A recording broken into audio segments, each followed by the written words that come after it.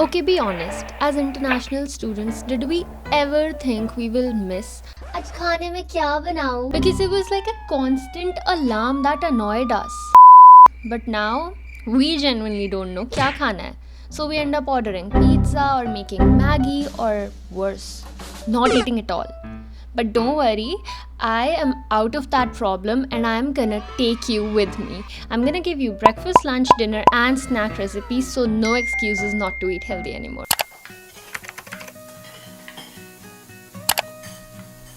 I get bored so easily, but this one meal has me eating it every single morning. Ask my roommate, she's probably fed up of me having it every day. I start preparing it the night before. I soak some oats and chia seeds in yogurt and milk. I'm scraping the last bit of yogurt because I'm a broke uni student. Leave me alone. I'm also going in with milk and shaking it out of the container. Never mind. Just mix it all up and I use cling wrap to cover it. Never put uncovered food in the fridge. You don't know how many microbes are in there.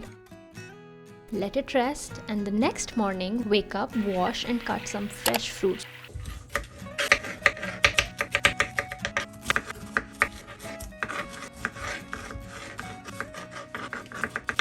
Mix your oatmeal, mix your fruit in, and you can also add some granola. I love chocolate granola with this. Can you tell I'm so obsessed that I've practically abused this meal? Also notice how I have iced coffee every day in breakfast.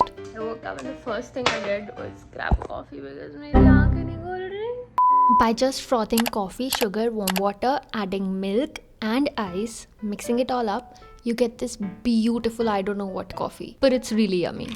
I don't know why, but it's really yummy, trust me. If you want something fancy, try my bagel recipe. Well, not exactly mine, it's very basic. Thinly slice some cucumber, toast your bagel and spread cream cheese on it. Arrange cucumber on it and add your favorite herbs, oregano, salt, pepper, etc. and enjoy. However, if you're a little calorie conscious and want to take it to the next level, try this recipe instead. With cucumber, I'm adding some pickles because who isn't obsessed with pickles? You have a problem if you aren't. Replace the bagels with rice cakes and cream cheese with hummus. This one is store-bought, roasted garlic flavored, but I used to make it from scratch in India, so you can try that as well. Repeat the same process as we did in the last recipe. Just add crispy onions and tahini on top of it and enjoy. Trust me, it's so good. I think God himself planted this recipe in my brain because I could have never thought of it. Making a basic besan batter with magic masala, trust me, it makes a big difference. Adding curd and water to achieve this consistency. Next, I'm gonna chop some vegetables for the fillings and I'm gonna make the taco shell like a pancake on the pan. Next, I spread some Thousand Island sauce. You can spread mayonnaise or ketchup. Layered my toppings, added this special khandani chutney. You'll find the recipe later in the video. Folded my taco and wrapped it in aluminium foil and put it in my lunchbox where I also had some chicken nuggets. Love them. I had a long day of studying at uni, so this heavy lunch was very much necessary. I would like to thank my mom for sharing this recipe with me. Start with overnight soaked dal and rice. Proportions don't really matter. Put them in a blender and you'll get this consistency. Pro tip, leave the batter overnight for fermentation if you want to skip the baking soda and ENO part. To get finely chopped veggies, I turned to this pressure chopper which was supposed to make my life easy.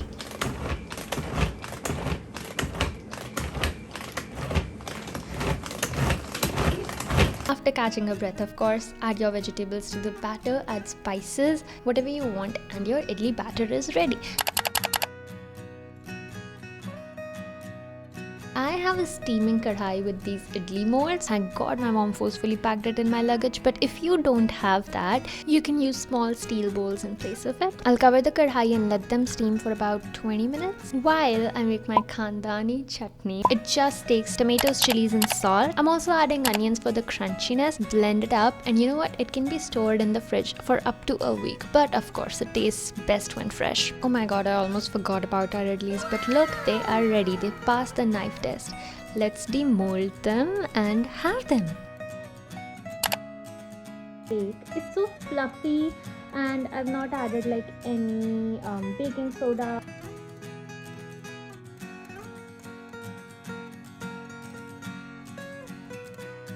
Best part is once you make this batter as a big batch, you can store it in the fridge for up to a week and you don't always have to make idlis with it. I made this really yummy toast out of it by soaking bread in it for a while and cooking it like bread omelette, and oh my god, it was delicious. You have to try it. Of course, I don't make these recipes all the time. Sometimes I just go back to my basic sabzi and roti. If I could have one meal for the rest of my life, it would be pasta. My favorite is orange sauce, where I add tomato paste to white sauce with spices. By the way, my roommate gave me some of her pizza and I gave her some of my pasta. Apparently, she got a pizza base that was made out of cauliflower. Cool, right? Mix the boiled pasta with the sauce, add olives and jalapenos, and mix everything up, preferably not in the way I did.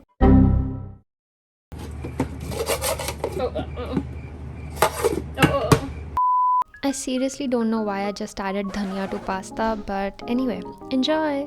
Let's make this yummy tofu sabzi. When you want them to be non-stick and you don't want to use a bad non-stick pan, you just want your pan to be really hot. So the pan is so hot that there's a layer of steam between the water and the pan. That's why the water is not exactly touching the pan directly. You want your oil like 30 seconds before you put anything else. Put some jeera in. Jeera 2 seconds में भुन गया. I hope ये जला नहीं है, because if my mom's watching, she's gonna be like, what the f? She doesn't even know how to cook and she's trying to teach people. We're gonna put in our onions. Had some capsicum lying around, so I added that. I added salt to soften my vegetables. Then I transferred them into another bowl while I made the sauce. Added ginger garlic paste, tomato paste and water to the same pan, and any random Indian masalas I saw lying around.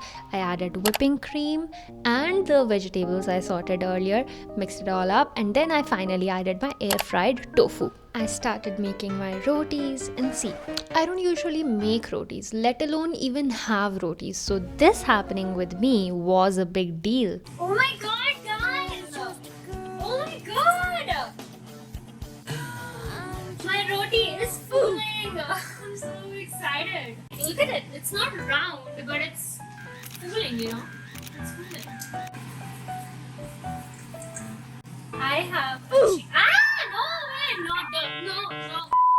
Rotis I may not know, but sabzis I know. I literally don't know what to call this recipe, so let me know in the comments, but here's how to make it. Start with a very basic jeera pyaz ka tadka. Go on and add finely chopped lettuce. Yes, this is a very delicious way of having lettuce, trust me. Add chili garlic sauce, masalas and etc, the shebang. Mix everything, get your rice cakes out, spread some ranch on it. I love ranch. I don't care if you find it weird that I'm adding it with a sabzi. Spread the sabzi, wait, it's not a sabzi, on it. Add sriracha, crispy onions and enjoy!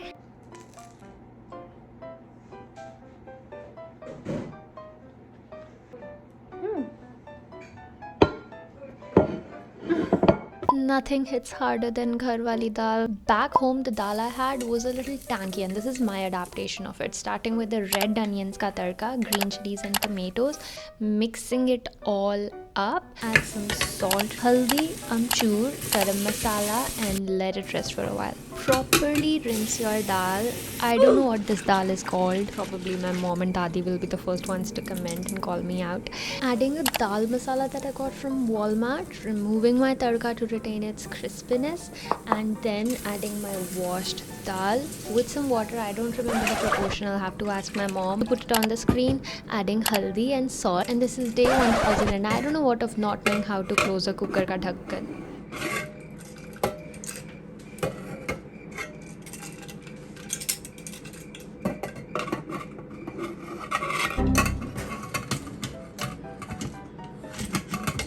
If and when you are able to do it, close it, add the whistle to the dhakkan and wait for 3 whistles, okay? Now this is where it gets a little secretive. After you remove the steam, open the dhakkan and add some achar masala to it. Once you go there, there's no coming back. Squeeze some lemon into it, add the tadka that you removed, mix it, and dinner is served.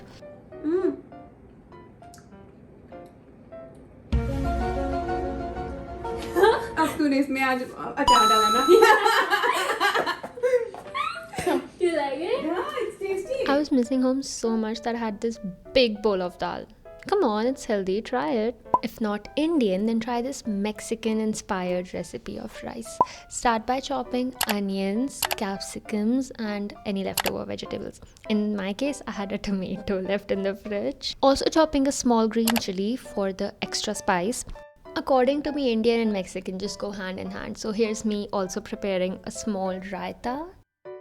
Toss the onions first in some olive oil, add the green chili and capsicum next, then goes the tomato. Remove the sauteed vegetables before the next step, which is adding tomato paste and water, mixing them to make a soup situation, I guess, adding salt and spices to it along with magic masala. Boil it, let it simmer, then add your soaked brown rice. You can do white if you have those. Mix it, close the cooker ka dhakkan if you can in the first go, wait for 2 or 3 CTs, and tada! These are really delicious rice. Try them. Lastly, give this quinoa salad a try. In a bowl, put your chopped vegetables. I'm doing cucumber, tomato, and green chilies.